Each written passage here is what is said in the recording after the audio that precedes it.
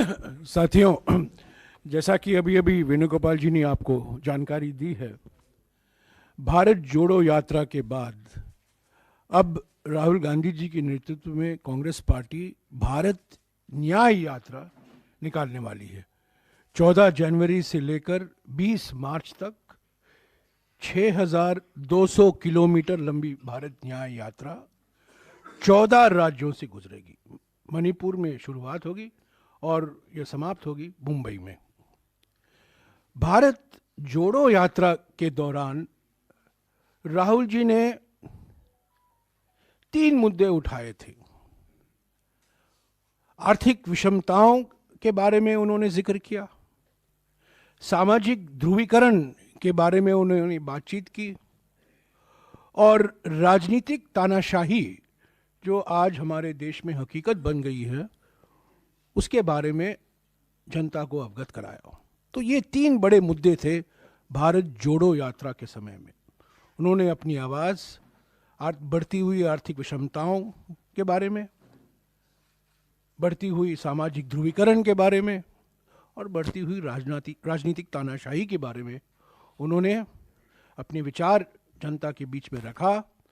वो मन की बात नहीं थी, वो जनता की चिंता थी। लोगों से सुनने के लिए भारत जोड़ो यात्रा निकाला गया था। अब ये यात्रा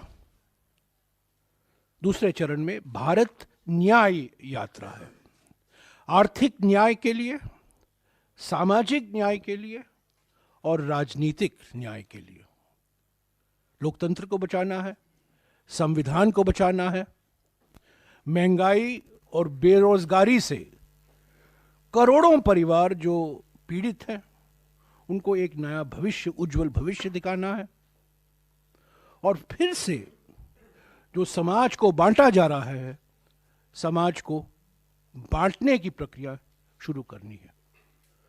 तो पहले भारत जोड़ो यात्रा भारत को जोड़ने के लिए, और अब भारत न्याय यात्रा, ताकि लोगों में हम आश्वासन देंगे कांग्रेस पार्टी की ओर से, राहुल गांधी जी की ओर से, कि कांग्रेस पार्टी वचनबद्ध है लोगों को, आम जनता को आर्थिक न्याय, सामाजिक न्याय और राजनीतिक न्याय पूर्ण तरीके से उपलब्ध हो। तो यही है पृष्ठभूमि भारत न्याय यात्रा का।